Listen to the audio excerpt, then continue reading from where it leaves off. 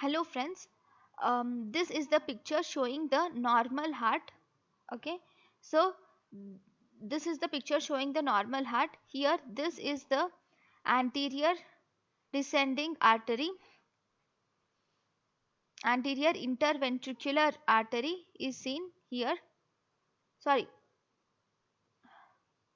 yeah, anterior descending coronary artery is seen here. Then this is the right ventricle. This is the left ventricle. This is the aortic root. This is the aortic root. This is the aortic arch. This is the aorta. Then here you have the right atrium. So this is the normal heart. If you see, this is the posterior surface of the heart again. I will just write, yeah. So this is the posterior surface of the heart. Here in the posterior surface of the heart, this is the right coronary artery which is going. This is the posterior descending artery and posterior descending vein. Okay. This is the left ventricle. This is the right auricle. This is the right ventricle, right auricle. Okay. So this is the posterior surface of heart. This is the lateral surface of heart which is showing the atrial appendage. This is the atrial appendage. This is the this is the atrial appendage. This is the atrial appendage. This is the circumflex artery which gives off its marginal branch. This is the circumflex artery which is giving off the marginal branch like this. Okay. So this is the normal heart which you can see now. So this is the normal myocardium. This is the normal myocardium. Here you can see that the cardiac muscles are branched structures. Okay, this is a branch. See, this is these cardiac muscles are branched structures, and the two cardiac muscle fibers are joined together through this, like this. We have this. This is intervertebral disc. These are intervertebral discs. So through these intervertebral discs, the impulses can pass through these intervertebral discs, and these are also uninucleated. We have only one nucleus per myocardial cell. That is, per muscle fiber there will be only one nuclei, and these are branched fibers. This is the microscopic picture of normal conduction system. It is a microscopic picture of normal conducting system which is highlighted by S100 immunohistochemistry stain. With the help of S100 immunohistochemical stain, we have highlighted this. So this is the pacemaker cell of the heart, okay, which contains specialized myocytes which will help in conducting the impulses to the myocardial fibers. This is the picture showing the normal coronary artery. In the coronary artery, the intima is this one which is thin. Media forms the bulk of the artery, and there is an adventitia. And there is epicardial. This is epicardial adipose tissue which is seen. This is epicardial adipose tissue which is seen. This is the coronary artery. This is the picture showing normal aortic valve. Aortic valve is a tricuspid valve. One cusp, two cusp, three cusps. So this is the normal aortic valve. So these are the coronary artery orifices which you can see just above the aortic valve cusps. Okay, this is aortic valve. This is the normal tricuspid valve. 1, 2, 3. Okay, normal tricuspid valve. What are these? These are the chorda tendineae which you can see. These are chorda tendineae. It is the normal tricuspid valve. This is the CT scan showing the normal heart, where you can see what is this chamber. We have to see the chambers of the heart.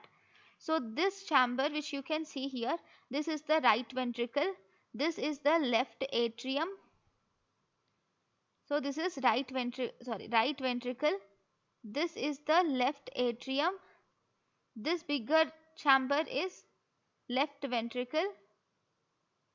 This is right atrium. So this is right ventricle, right atrium, left ventricle, left atrium.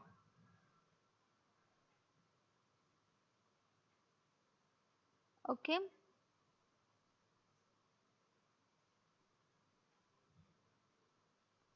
Actually, this is left atrium. This is aortic root. This one which you are seeing here, this is actually the aortic root.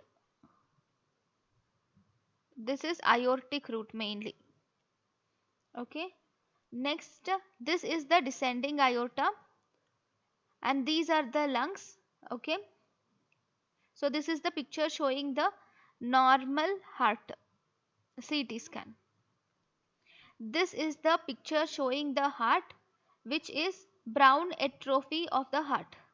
So what is this? This is brown atrophy of the heart, which is nothing but lipofuscin. This occurs due to lipofuscin deposition, leads to brown atrophy of heart. It occurs in aging.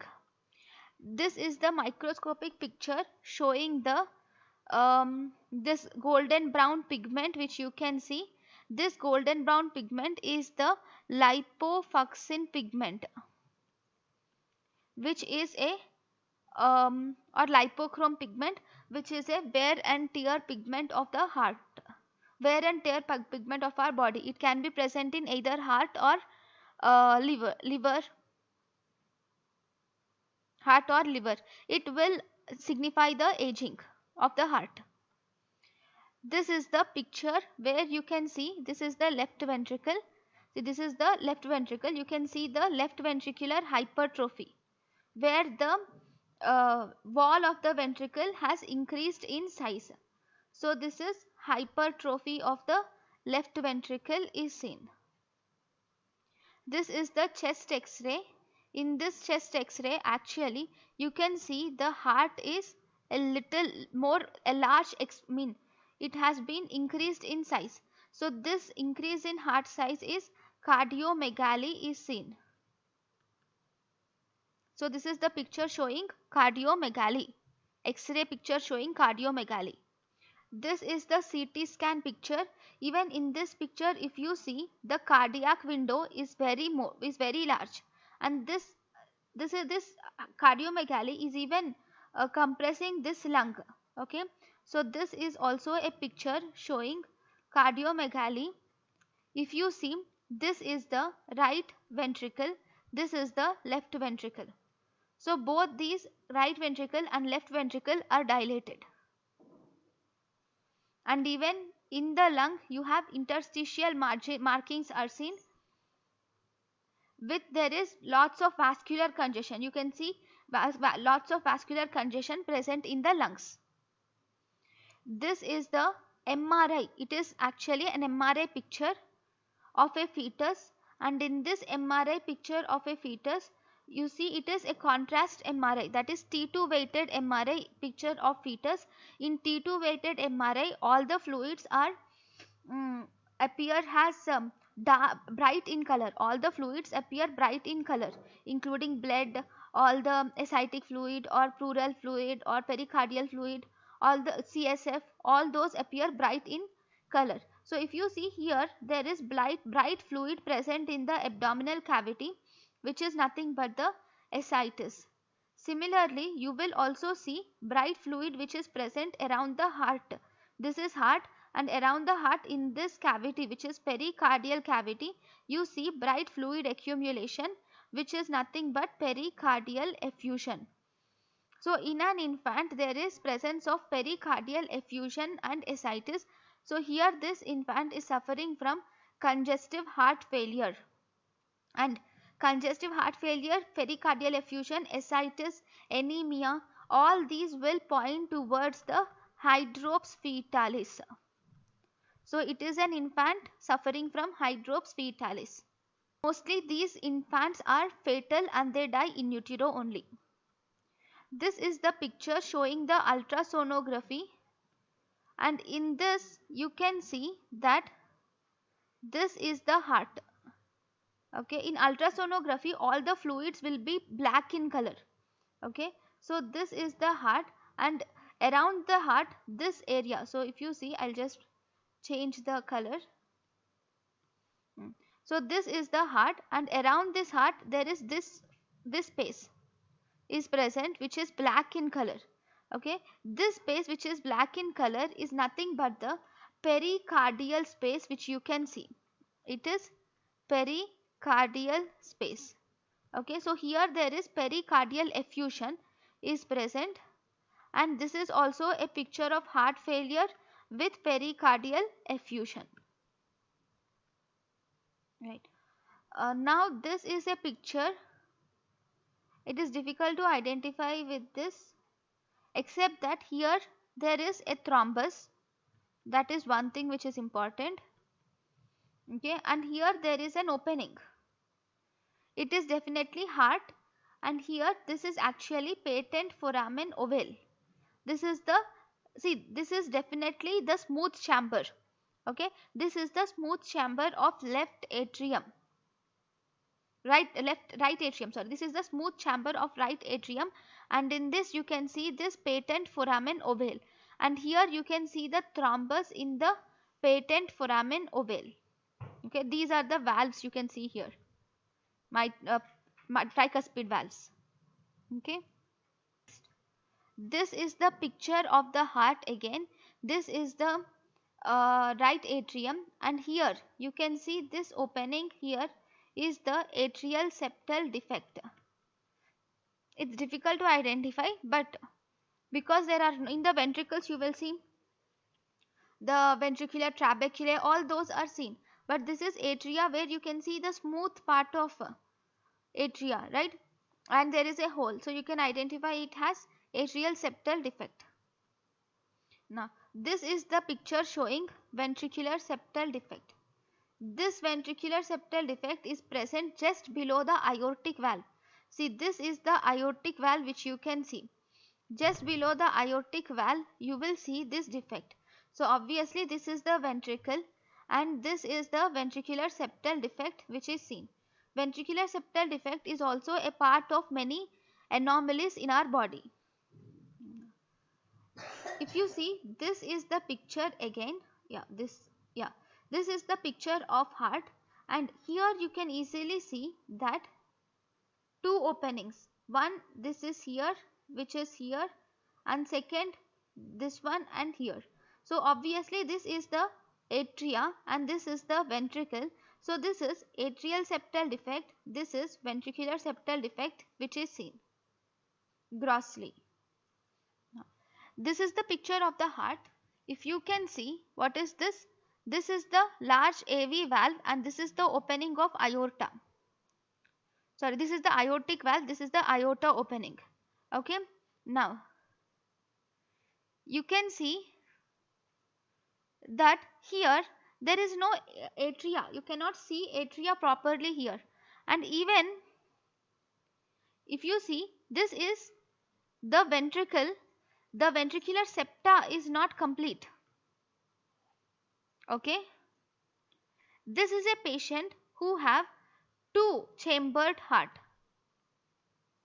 This is a picture with two chambered heart. There is defect in endocardial cushion defect. This is an endocardial cushion defect where the patient cushion defect where the patient survived with only two chambered heart. Here there is only one atrioventricular valve. See, this is the only one atrioventricular valve which is visible superiorly, and this will separate the single ventricular cavity. This is one ventricular cavity. There is no septum which should be normally present, is absent here. So this is the picture showing endocardial cushion defect. Now this is the picture where this is the picture of an aorta. Okay, and this aorta is opened longitudinally to really to, and you will see, you are seeing a narrowing here. This is the region of narrowing. Because of this narrowing, there is atherosclerosis which is accumulated here. Okay, this is the picture of coarctation of aorta. Because of this narrowing, there is atherosclerotic plaque. It is seen in Turner syndrome most commonly.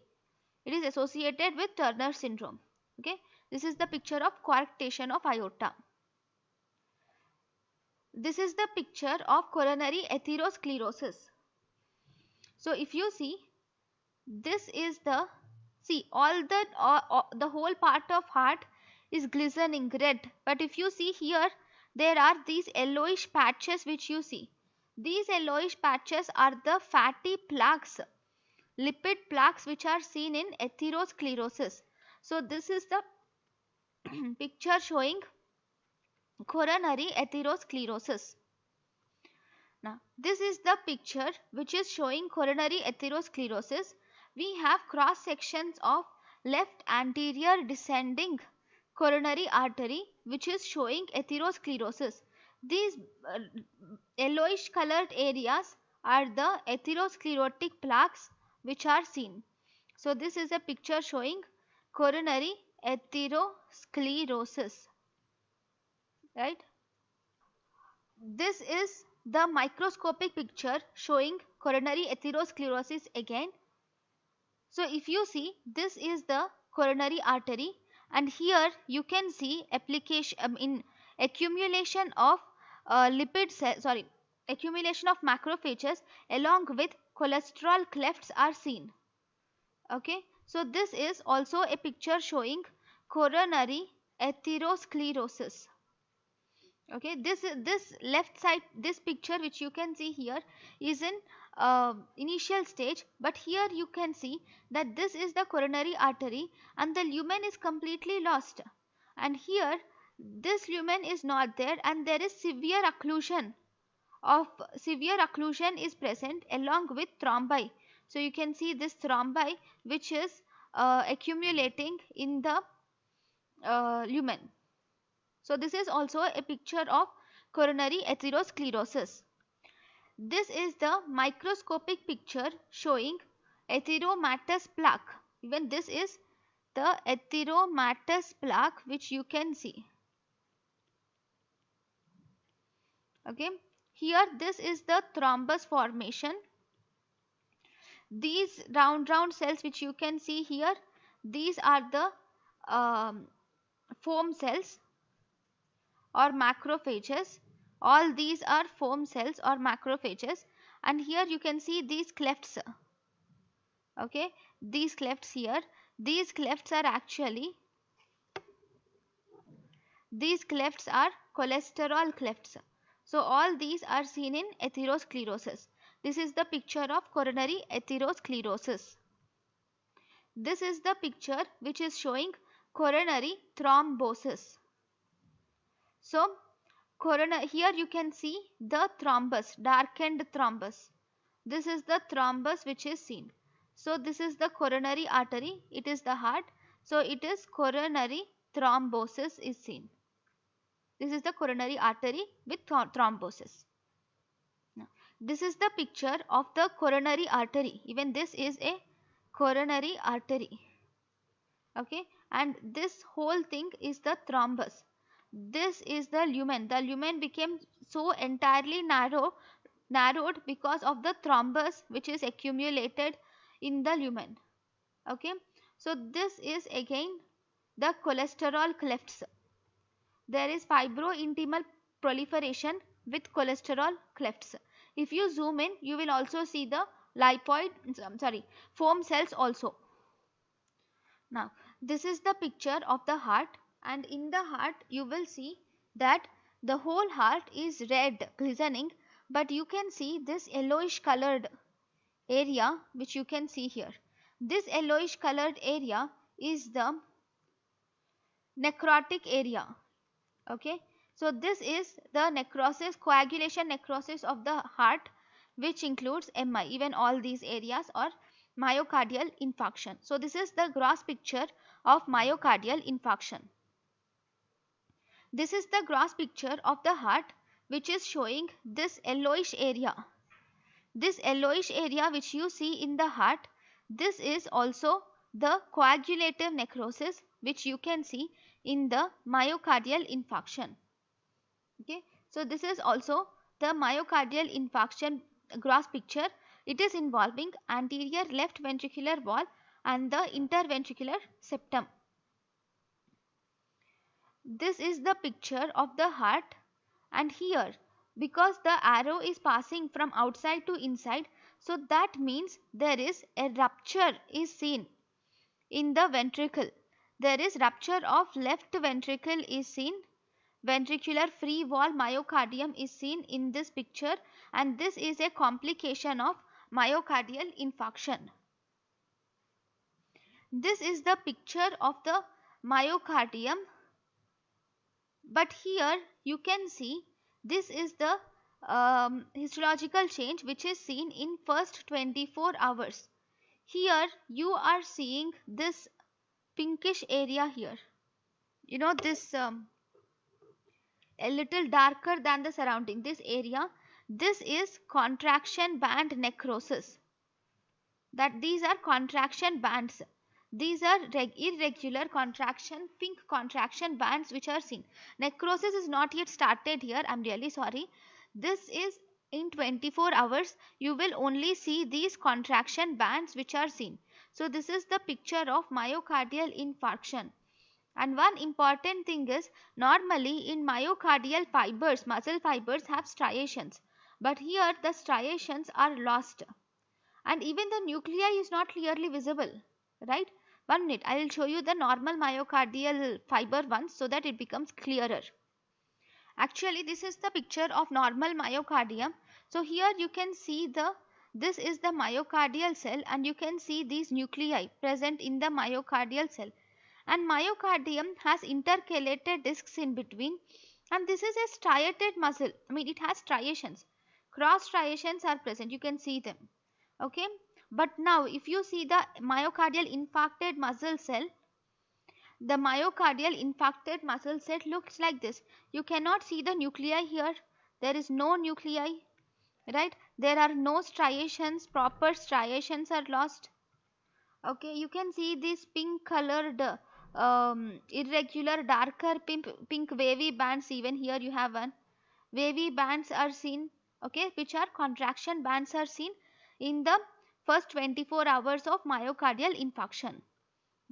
This is also the gross picture, sorry, microscopic picture of myocardial infarction, but it is less than 1 day old.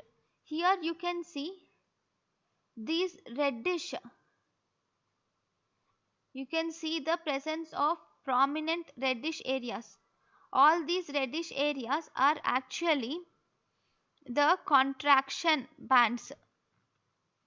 All these reddish areas are contraction bands. But if you see, this is blood vessel. These are blood vessels filled with RBC. These bands which you can see, these are the contraction bands.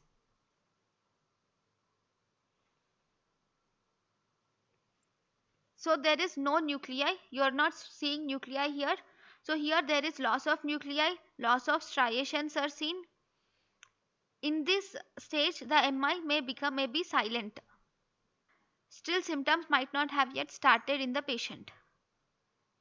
Sometimes we even see along with symptoms also. Sometimes symptoms may not be seen at this stage. Now this is the picture of MI again, and this is the picture in 1 to 2 days old.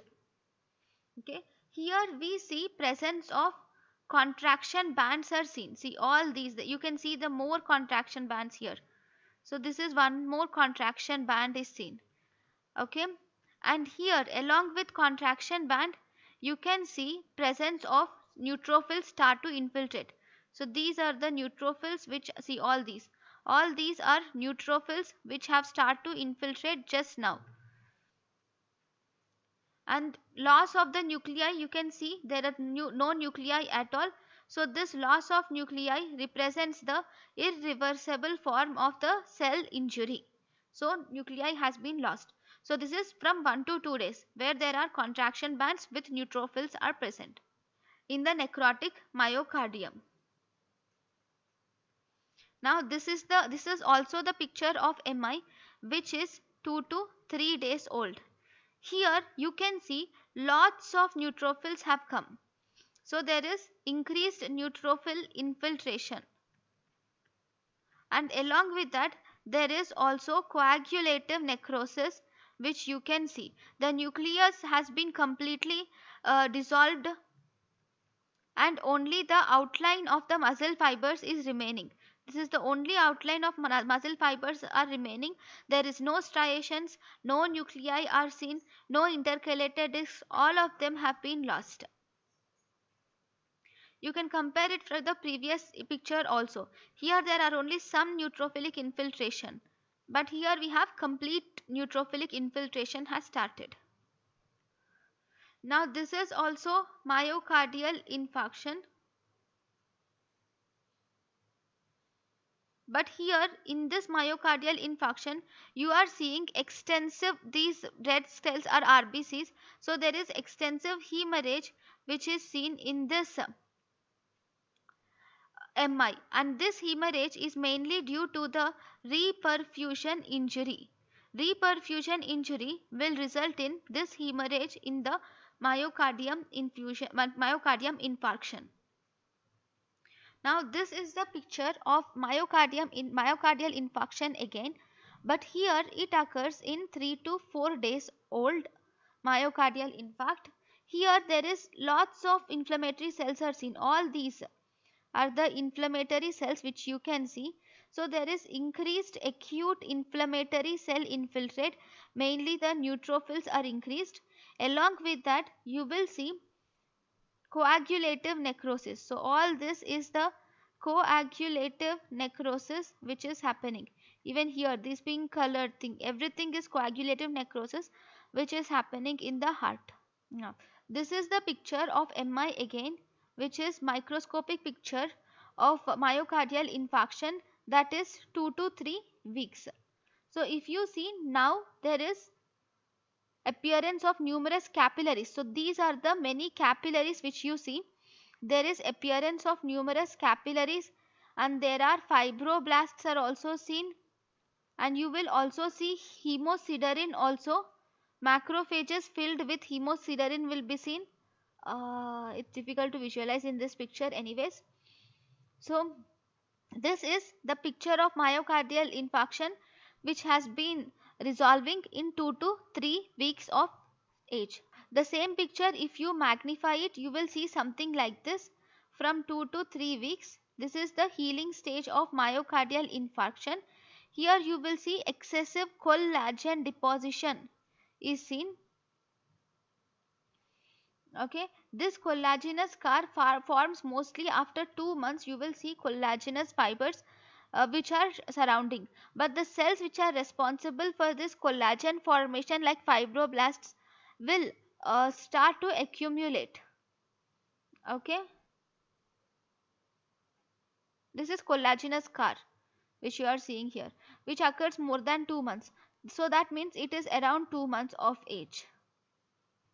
This is the gross picture of heart, and in the gross picture of heart, if you see, you will see the myocardial infarcted cell here and a part here.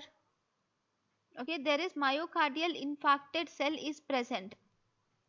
Okay, even the interventricular septum is not clear. That also has MI. So this is the gross picture of myocardial infarction. Even the anterior wall of the left ventricle along with the septum is also involved. This is the gross picture. Even this is the picture of MI, but here this will reveal the enlarged area which is thin walled and bulges out. This is the ventricular aneurysm which occurs as a complication of MI. This is the picture of the heart showing the coronary artery bypass grafting. This is the autologous vein which is put, most commonly we will put saphenous venous graft can be put here. So this is coronary artery bypass grafting specimen. This is the picture showing the aortic valves. See the aortic valves here. These aortic valves have undergone calcified. You can see the nodules of calcification here. So this is the picture showing calcific aortic stenosis. If you see this picture, this is the picture of aortic valve again, but here you will see only two aortic valves. So instead of tricuspid, there are only two cusps of aortic valve. So this is bicuspid aortic valve. And if you see here, there is dense, this elevated thing, which is actually the calcification which is seen. These are irregular nodules of calcification are present in both the valves. Even these are the specks of calcification which we see. Now, this is the picture showing the annular calcification. So this is again the calcification. And which valve is it? This is the mitral valve calcification, which you can see here. Right. So this is the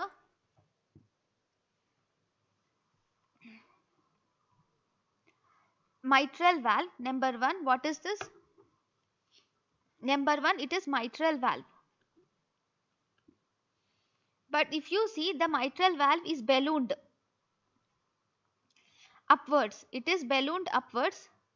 So this is the myxomatous degeneration of mitral valve, which is called as mitral valve prolapse, is seen here. Okay, so this is the picture of mitral valve prolapse. There is yet other picture of mitral valve prolapse, which you can see here. Even here, this is the floppy mitral valve, which is bulging towards the atrium. So this is also the picture of mitral valve prolapse. Now, this is the picture of heart, and here we see that there are, here in this, there are vegetations present on the cusp margins, right? So even here you can see the vegetations in the cusp margins, which you can see, and there is fibrinoid degeneration on the cusp margins, which is the picture of rheumatic heart disease. This is again the picture of rheumatic heart disease, which is showing the mitral valve from dilated left atrium. This is dilated left atrium, and this is mitral valve. This is the typical fish mouth shaped mitral valve. This is the fish mouth shaped mitral valve, which is seen in chronic rheumatic heart disease. This is again the picture of rheumatic heart disease, okay, which shows inflammation. And here, what are these thickened structures? These are the thickened chorda tendinae.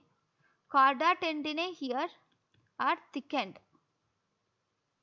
Okay, even this is the picture of rheumatic heart disease. Right. This is the CT scan, which is also showing rheumatic heart disease. Here there is valvular insufficiency. Now, because of the valvular insufficiency, the mitral valve is most commonly involved. Among all the valves, mitral valve is most commonly involved. And whenever there is mitral valve, it also causes stenosis. Whenever there is mitral valve stenosis, the left atrium has difficulty in pumping the blood to the left ventricle. In such cases, we will see the dilated left atrium. So this is the left atrium, which is dilated. Okay. And here this is the esophagus, which you see. This dilated left atrium will pushes and displaces the esophagus, thus leading to dysphagia. This is the microscopic picture of rheumatic heart disease. And in the rheumatic heart disease, we have one important thing, which is Ashkoff's nodules are seen. Okay. Now, in this picture, you will see that here this is a blood vessel which has many inflammatory cells. Even here we have many inflammatory infiltrate is present. We will first magnify it to see it properly. So if we actually magnify it, the same thing I have magnified it. So once we magnify it, we will see that there is Ashkoff nodule. See, this is the giant cell, Ashkoff giant cell. So these are Ashkoff giant cells are seen. In Ashkoff giant cells are a larger cell with 2 or more nuclei is Ashkoff giant cells. Even here you can see this is the larger cell with 2 nuclei like this. Okay, if you just see, even here you have a giant cell with 2 nuclei like this. Okay, 2 or more nuclei, that is giant cell, and in the nuclei also you can see a round dot in the middle, that is nucleoli. Okay, even here if you see, this is a giant cell, here you will have a nuclei, and in between you have a dot. See it properly, clearly you will know, right? Even here you see this is the Ashkoff cell, here you have one nuclei, second nuclei, and in between inside the nuclei you have prominent nucleoli. Okay, so this is the Ashkoff cell which you can see.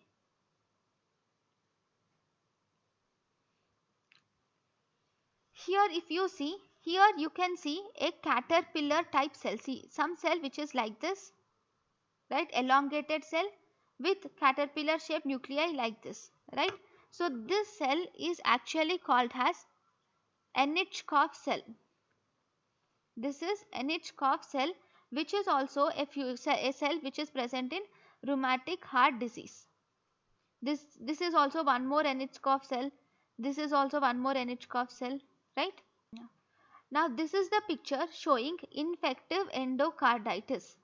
In the infective endocarditis, if you see, this is the aortic valve. Okay, here these are the aortic valve, 3 cusps of aortic valve.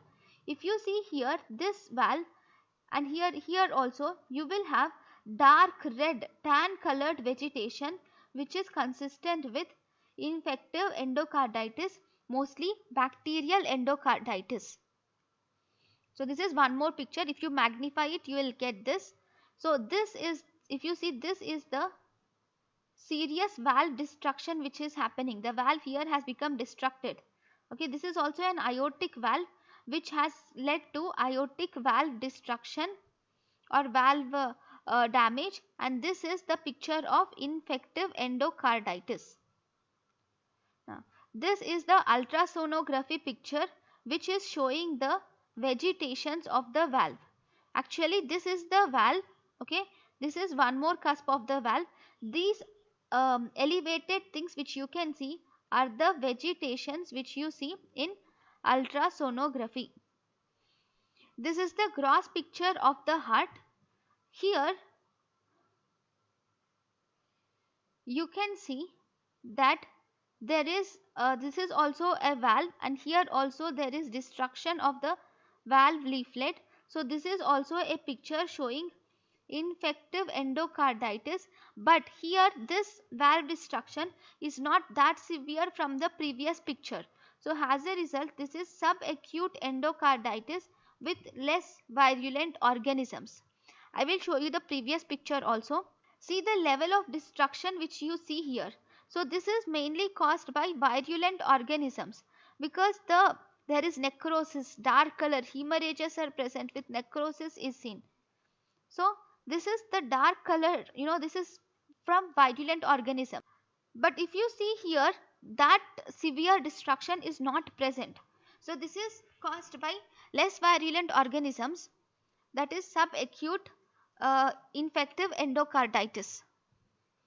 Then if you see, this is also the endocarditic valves, that is where the vegetations are seen here.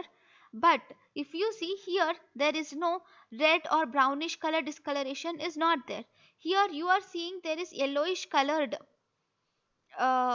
thing is present. So it is also infective endocarditis, but here it is in healing stage. That is the reason why the necrotic areas and the hemorrhagic areas are not seen in this gross picture of infective endocarditis. Now, this is the picture, microscopic picture of valve leaflet. Okay, even this is the valve leaflet. This is the cross section of microscopic picture of valve leaflet. What is this? This is the whole emboli which you can see. This is the septic emboli which is filling the artery. And here this thing is this is actually the septic embolus which is filling the artery. Okay, this is the artery. This is the leaflet. Okay, in the valve leaflet you can see that there is pink colored thing which is fibrin with platelets, which is nothing but the pink colored thing. Over it you can see this blue colored colony is seen. This blue colored colony is the bacterial vegetation.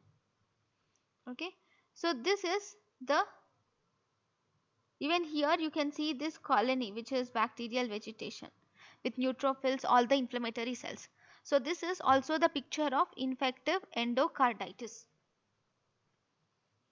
This is the picture showing in this brain. You can see that there is infarction, so necrosis, liquefactive necrosis is seen in the brain, and it can be due to some aneurysm which has blocked the artery of the brain, smaller artery of the brain. And in this picture you can see that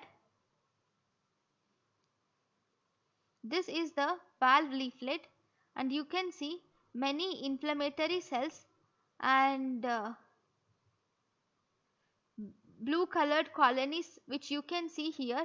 These are actually the blue colored bacterial colonies. It is the picture showing mycotic aneurysm. Okay. Now this is the picture where you see that there are small pinkish vegetations which are seen on the outer margin of aortic cleft, on the leftmost margin of the aortic cusp margin. So this is the picture showing non-bacterial thrombotic endocarditis, or we can call it as marantic endocarditis. Here if you see, these vegetations are more than 0.5 centimeters and they are prone to embolize.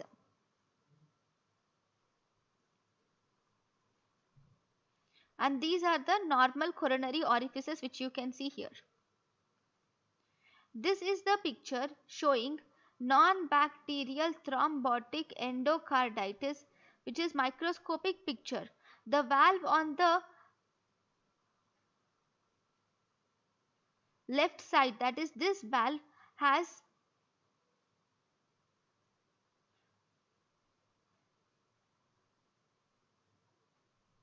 is pink color. Sorry, this is the valve, and this is the vegetation. Okay, this vegetation has fibrin and platelets. Because it has fibrin and platelets, it is pink in color. It has no blue color because there are no organisms. So by that you can identify that it is non-bacterial thrombotic endocarditis, which is also called as Liebman-Sack endocarditis, most commonly seen in SLE, systemic lupus erythematosus. This is the picture showing the Liebman-Sack endocarditis. So if you see here, this is Liebman-Sack endocarditis.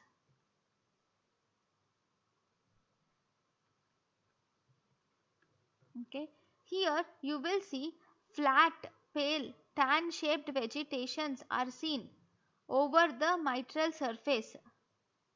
Okay, and they are even spread to the chorda. This is a chorda tendon, it is spread here also, see. It is even spread to the chorda tendineae. Okay, so this is Liebman-Sack endocarditis. Then this is a bioprosthesis which is put. This is a bioprosthesis called as, we have porcine bioprosthesis. Okay, this is the under surface which is seen. This is the outflow surface which you see.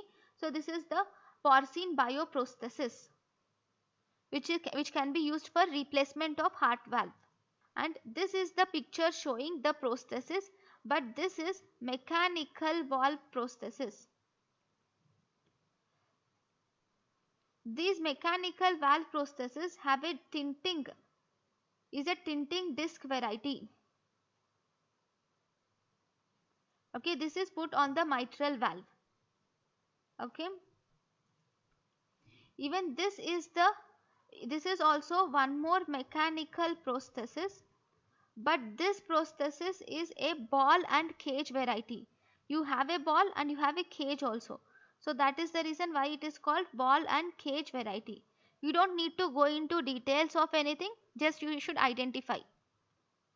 This is the picture showing the porcine bioprosthesis which is implanted in our heart. It is sutured to the valve ring. This is the porcine bioprosthesis. This is the chest radiograph, and in this, if you see here, you see a round colored radiolucent area, brightish area. What is this? This is a prosthesis, that is mechanical prosthesis, which is aortic valve prosthesis, which you can see here. This is the chest X-ray, and here you can see the pacemaker of the heart. This chest X-ray is showing the pacemaker of the heart, which is connected. See, all the threads through which it is connected are also seen clearly in the chest X-ray. This is the gross picture showing the pacemaker of the heart. This is the gross picture which is showing the pacemaker of the heart. This will extend to the apex on the septum in the right ventricle. This is the picture where you can see the heart is globoid in shape and it is dilated. This is dilated cardiomyopathy. Gross specimen for dilated cardiomyopathy.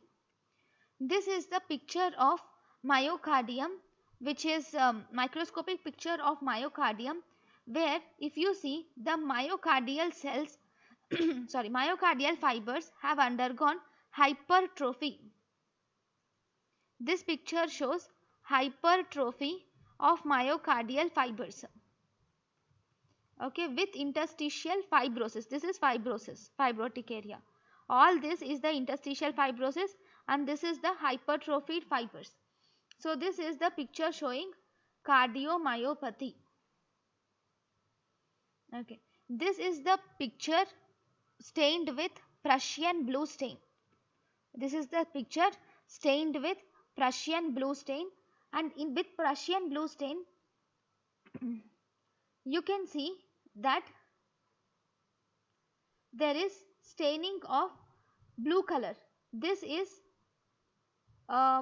blue color is mainly the iron pigment is stained blue color with Prussian blue stain.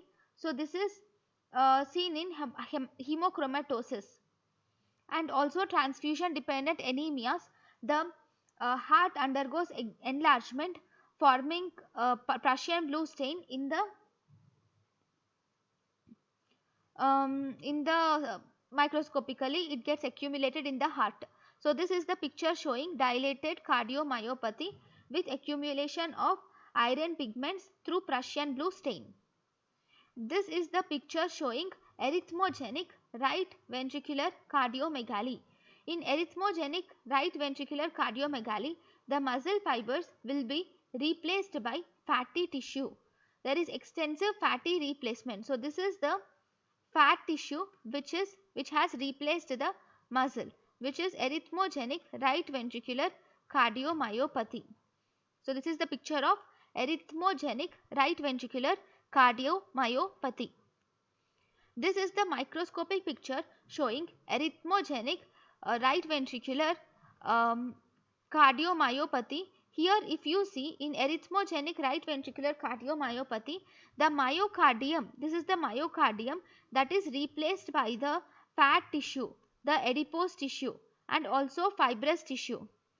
So these pink colored strands which you see, These are fibrous tissue and this is fat or adipose tissue. So the whole muscles, that is cardiac myocytes, are replaced by fibrous tissues and adipose tissues. This will result in arrhythmias in this condition. So this is called arrhythmogenic right ventricular cardiomyopathy. This is the picture of the heart where you can see the septum has been enlarged a lot. There is marked septal hypertrophy. The interventricular septum has been enlarged along with a little left ventricle. This is actually hypertrophic cardiomyopathy. In hypertrophic cardiomyopathy, there is asymmetric septal bulging along with left ventricular hypertrophy is seen. This is the microscopic picture which is showing hypertrophic cardiomyopathy. Here you will see there are irregular myocardial fibers. These are irregular myocardial fibers which you can see on H and E stain. This is H and E stain which you can see, and this is trichrome stain. In trichrome stain the collagen is stained blue. So this is the collagen which is stained blue. Surrounding the collagen you can see these irregular muscle fibers which you can see. These are irregular muscle fibers. So this is hypertrophic cardiomyopathy. Here also you see this collagen has light pink colored, whereas dark pink colored irregular fibers are muscle fibers. So these irregular muscle fibers are stained red here, whereas collagen is stained blue here. So this is hypertrophic cardiomyopathy. Now this is the picture showing apple green birefringence. This is showing apple green birefringence. Okay. So this is the picture with Congo red stain on polarized microscopy, which is showing apple green birefringence, which is amyloidosis. See, this is the green, apple green color which you can see.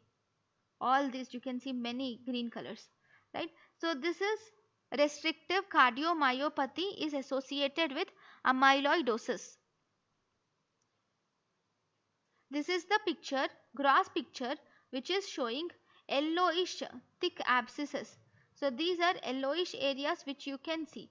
These yellowish thick areas which you see are due to myocarditis. This is due to infection of organisms causing micro abscesses because of because of sepsis. This is the microscopic picture which is showing the heart, and here you can see there is lots of myofibril inflammatory cells. There is many inflammatory cells. See, many blue dots, those are inflammatory cells. So this is picture showing myocardial inflammation, which is myocarditis. Mostly it is infectious myocarditis because of many mononuclear cells or lymphocytes which are seen. So it can be due to toxoplasmosis gondii or any not bacterial infection. It can be mostly the parasitic or viral infection causing myocarditis of this type. This is the picture showing interstitial infiltrate. See, here there is lymphocytic infiltrate is present in the myocardium, but this is present in the interstitially, that is in between the cells. See, this is the muscle fiber. In the muscle fiber you don't see, not even one inflammatory cell is seen. This is one more myofibril. You are not seeing any inflammatory cell. Inflammatory cells are scattered between the myofiber cell. So this myocarditis is characteristic of viral myocarditis. I will show you the previous picture once more. We will see this myocarditis. See, in this myocarditis there are some inflammatory infiltrate inside the cell also, right? So this is mostly myocarditis and it can be due to toxoplasmic myocarditis, which is due to toxoplasmosis. Here this is the picture of myocardium again, and this is showing a pseudocyst. What is this? This is a pseudocyst. which is seen, and this type of intracellular, and into this pseudocyst there are many A mastigotes are seen. There are many A mastigotes are seen. This is the picture of Treponema cruzi, that is Chagas disease myocarditis. In Chagas disease myocarditis, you will see this pseudocyst which is filled with A mastigotes of Trypanosoma cruzi. Along with that, this pseudocyst also contains interstitial lymphocytic infiltrates. This is also the picture of This is also a picture of myocarditis. But if you see here, there is this one bigger cell. This is a giant cell. So this is giant cell myocarditis along with myocardial necrosis is seen. So this is a picture of giant cell myocarditis. This is the picture of the heart, and in the heart it is filled with this dark blood colored is noted in the pericardial sac. So this is the picture, gross picture showing hemopericardium. Okay, this is gross picture of hemopericardium. This is a CT scan, and in this is the heart chambers. Here this is the normal heart chambers, four chambers, but surrounding this there is grayish colored this zone. So what is this? This contains the effusion. So this is pericardial effusion. So this is the CT scan showing pericardial effusion. I will write it in white color. This is the CT scan showing pericardial effusion. Okay. Now if you see here, this is the heart, this is the pericardium. Okay. This is the myocardium. Okay. Between this you can see these fibrous bands which are connecting the pericardial surface to the epicardium. Epicardial surface to the, not myocardium, sorry, epicardium. It is connecting the epicardial surface to the myocardium. So these are fibrous bands, and this is called as fibrous pericarditis. It is a gross picture of fibrous pericarditis. These are the fibrous septa or exudate which is connecting the pericardium to epicardium. This is also the picture of fibrinous pericarditis. Okay, if you see here, you can see that there is rough colored exudate is seen here. This rough exudate, which is shaggy exudate, which is formed by the organizing strands of fibrin giving bread butter appearance, is the feature of fibrinous pericarditis. This is the microscopic structure showing fibrinous pericarditis again. So in this fibrinous pericarditis, you can see these are the fibrous septa which are extending to connect the pericardium with the endocardium, and there is only minimal amount of inflammation is present. Okay, sometimes this fibrinous pericarditis leads to exudation of fibrin and some accompanying fluid also. This is the gross picture of the heart, and this is the pericardium. On cutting open the pericardium, you can see this dark red hemorrhage which is seen here. So this is the picture showing hemorrhagic pericarditis. The blood is seen between the pericardium and the epicardium. So this is hemorrhagic pericarditis. This is the picture of heart, and here you can see that there is this yellowish colored fluid which is coming out from over the surface of heart.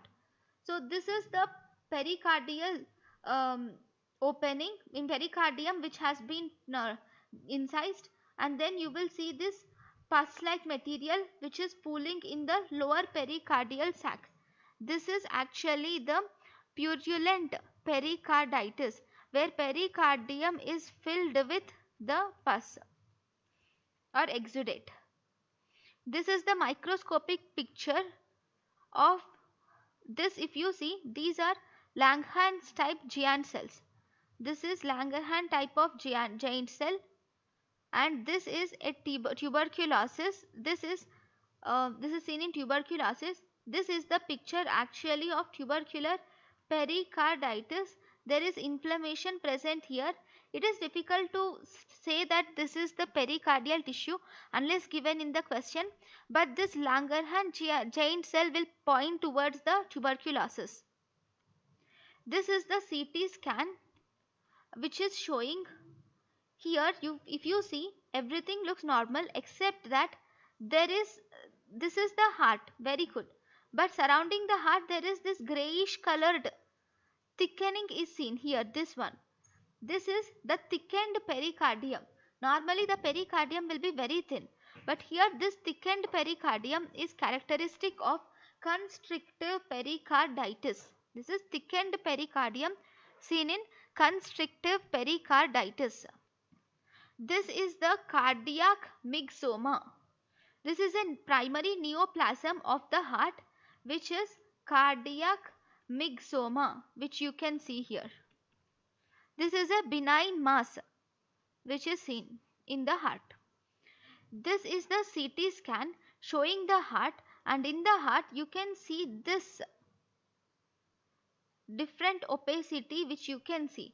This is actually characteristic of left atrial myxoma. We will name the cardiac chambers. This is right ventricle, right atrium, left ventricle, left atrium. So this here you can see left atrial myxoma. This is the microscopic picture showing cardiac myxoma. In this cardiac myxoma, you will see pink colored cytoplasm with loose myxoid stroma. This has loose myxoid stroma is present, and there are some spindle shaped cells are present.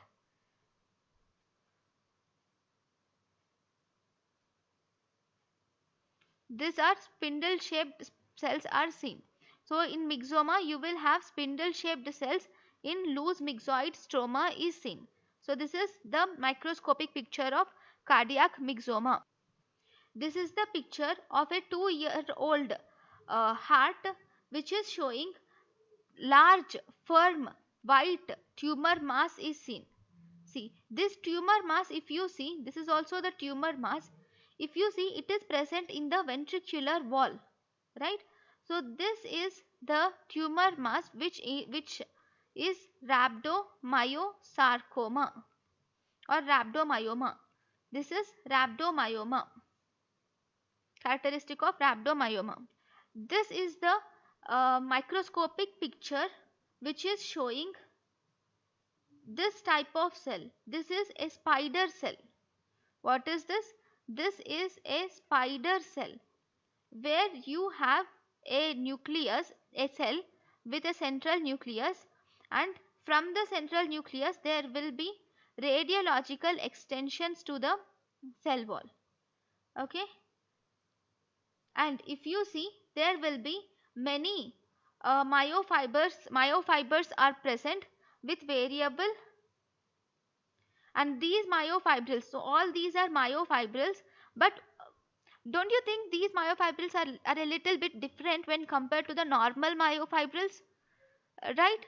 Because these are like cysts or like adipose tissue, right? Why?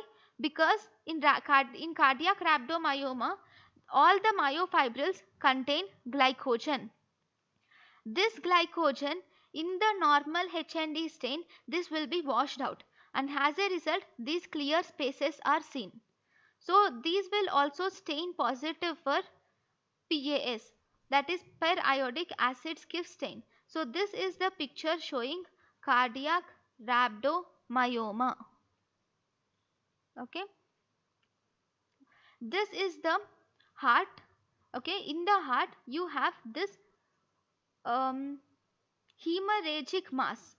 You see that this is the hemorrhagic mass which you see. So this is cardiac angiosarcoma. Angio is blood vessels, sarcoma is in the muscles. You can see this hemorrhagic mass which is arising from the epicardium. Okay, this is cardiac angiomyoma. This is Vimentin positive and CD34 positive also. Okay, now this is the gross picture which is showing many nodules here. What are these nodules? These are the metastasis to the heart, secondary metastasis to the heart. So thank you.